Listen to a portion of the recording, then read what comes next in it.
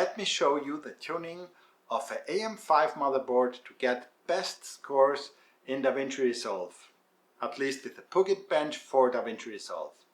And I got really high values with AMD 7900 XTX GPU with this one here, and I also have some scores with 4080 Super. This one has a way higher score than the 4080 Super, but then I will also show you how my computer performs with this GPU when you insert files from the CANON R5 Mark II or from the CANON R5C. Then I will show the decision which one of both GPUs, this one or the 4080 Super, I will keep until my ordered 5080 will come or until the 5090 will come. So let's dive in and let me show you my settings of the BIOS. A quick tuning of our BIOS to get optimal performance in DaVinci Resolve. AM5 motherboard X670E Asus Corsair Hero with the AMD Ryzen 9 9950X 16 core and with the Trident Z5 DDR RAM with a speed of 6400 MHz. I would say the settings, you can try them if you have Hynix DDR RAMs with a speed of 6000 MHz or higher. Then I guess it should work, all these settings I have here. And you can try to choose first of all your own DOCP or export tuning settings from the motherboard and the DDR RAM, and then try it again with the settings I make here. Okay, I can't take the risk that you won't destroy anything, but for me it works fine, and it's almost the same settings like in other friend who also got his system tuned quite good. Let's go over to Extreme Tweaker, and here you see I let the DOCP settings like they are at 6400. I set the frequency clock to 2133 and I leave it here at 6400. If it won't work with the settings I will show you here, you can go down to 6200, but then you would have to take here 2033. It's always this value divided by 3, then you have the best settings for AM5 according to the scores what I get. Let's go to the voltage. I would say set the VDD SoC voltage override to 1.27, then the VDD IO override to 1.4001, the MISC voltage override to 0.95, and the other two 1.35, the VDD voltage and the VDDQ voltage. If this won't work, maybe you can also try 1.4. The rest is left like it was. Then let's see the precision boost override settings. And here I took enhancement to level 1, 90 degrees. And usually I was setting the curve optimizer to all cores -16 or -18 or 19, so high like your system was stable. But now I found out that the curve shaper is much better. Here you can enable all the values and set negatives values for the minimum frequency. I would go here to the highest possible value, and this is 30, and this you can set to all the 3 minimum frequencies. Then the low frequency, the same thing. Most probably the system will be stable if in the low frequencies you can add some performance. So boost the maximum to -30, the minimum and the low frequencies. Same thing for the medium frequency. Again, I set everything to -30. Now the high frequency, here I'm not so aggressive, and I just I enabled it with negative values to 18.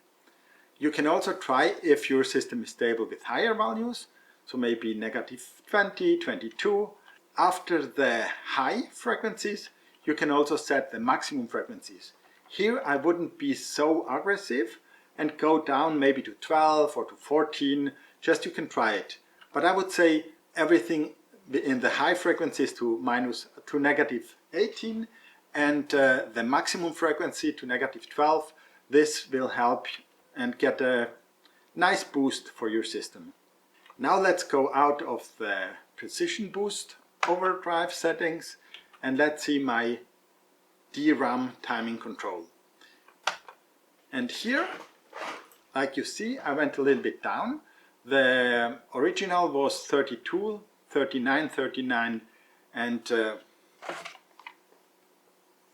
102, and I went to 32, 38, 38 and 40. Now these two values together must give the value from here. So 40 and 38 is 78. The TRC. Then TWR 96. Then I will just scroll through and you can take the values from here. So I'll leave it a little bit here. You can see all the values and I would just take them one for one like I said it here. Now let's see the other values. Again, just take over the values I have here up to TWRWRSD, set to 8. Then again a little bit lower. Now if again it won't be stable, then you could also set this value here, the TWRRD, a little bit higher, maybe to 5 or to 6. And this will bring stability just in case if your system is not stable enough. Now beside these values you saw up there, there is one final thing you have to set. This is UCLK set to mem clock. Not divided by 2, but mem clock. So these are the settings, and at least my system with these settings performs way better for the Puget Bench DaVinci Resolve, and in general for DaVinci Resolve. So if you're a creator, but maybe also if you are gamer, I think you will get way lower latency and quite better RAM speed, and this will speed up most of the things you will use. And at least like I saw, DaVinci Resolve. Let's compare the results of Puget Bench on the same computer, just with different graphic cards. Here you see that the 4090 has not exactly the same RAM inside, but it was also tuned RAM. It was 2 times 16 GB RAMs. It was almost as good tuned. So I would take this for a comparison.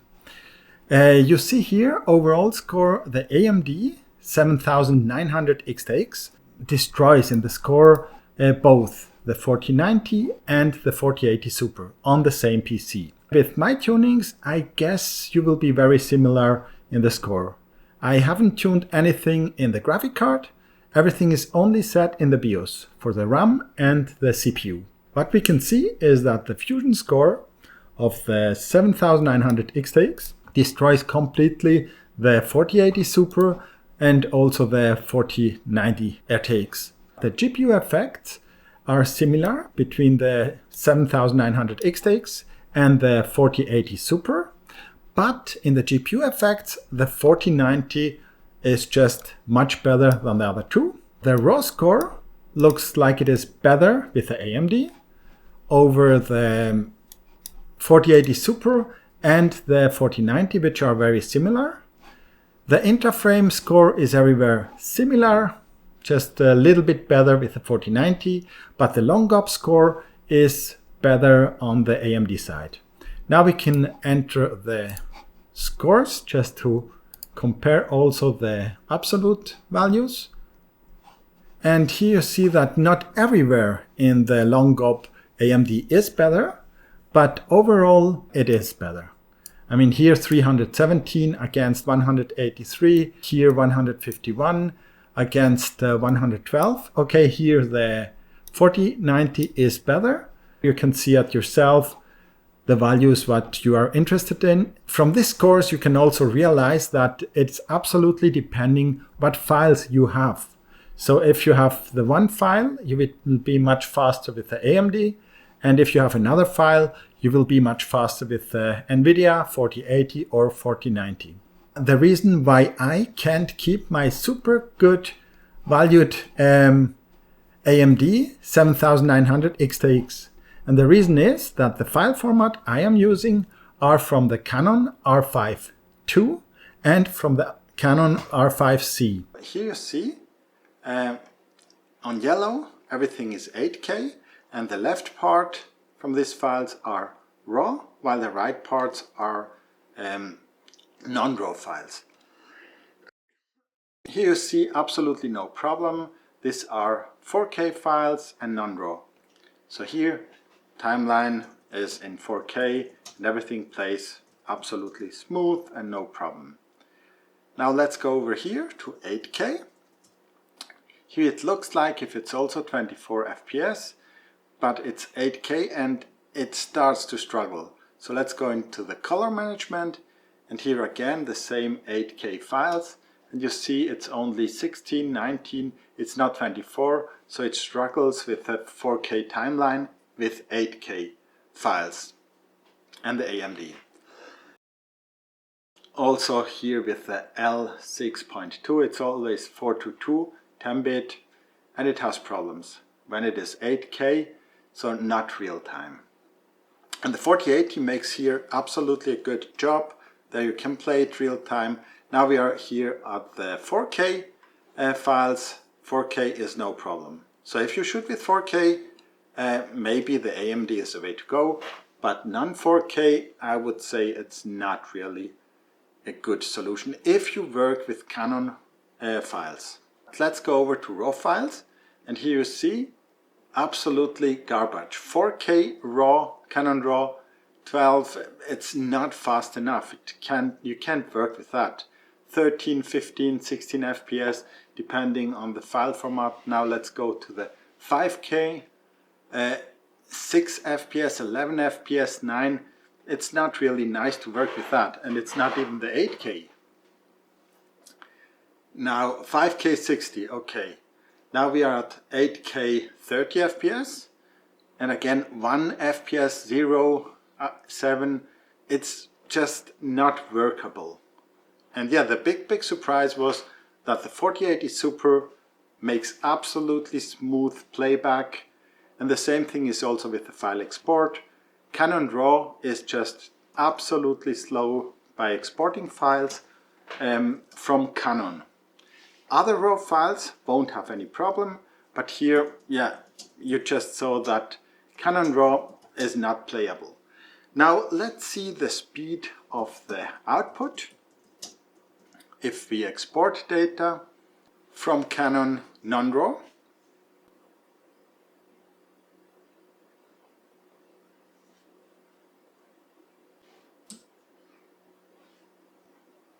and you see here the speed, and it is okay. Non-RAW, you can work with that, but 8K non-RAW, I wouldn't go with that. I would say a 4090 is much better.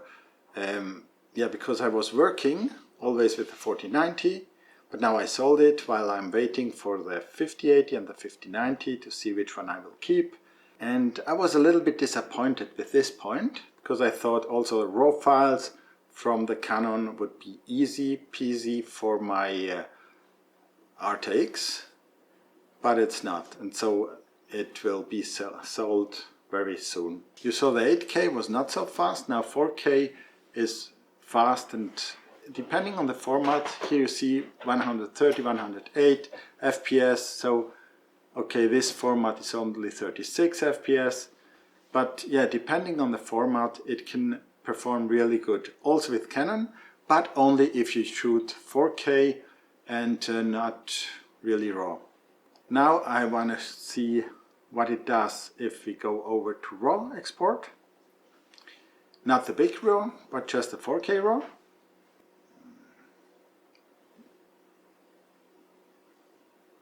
.4K and 5K RAW export. So render, And here the rendering is, yeah, like the playback. It is 9, 10, 11 FPS, 9.5. So it's not really fast. It is workable, but if you can't play back the file and cut and edit it, it's just no fun to work with that. This fun, I always had it with the 4090. And so, yeah, it's just my advice. Don't work, yeah, you see here, it also got an error. And with NVIDIA's, you never get errors. At least I never got one. Most of the H.264 or H.265 files are really good, also XFABC. But my problem is when I try to shoot with Canon RAW, it looks like if it needs CUDA cores. And AMD has no CUDA cores, and so there is just day and night where the NVIDIA graphic cards are much faster. And because mainly I shoot in RAW, this is a reason why I can't use the AMD GPU, and I will sell it again. But if you don't work with RAW files, then from the values here, I would say you should go with the AMD. And also it's not in general that AMD is not good in RAW, because here you see processing 4.6K BRAW, 217 against 177 from the other two. It looks like there are some RAW files where the AMD will be better than the NVIDIA GPUs, but just not if you have Canon. Canon RAW, I would say it's a no-go to go with the AMD GPUs. I'm waiting for the 5080 and the 5090 graphic cards. I will also compare them in the same computer. I guess that they will destroy the 7900 XTX. Hope you will join next time. Bye!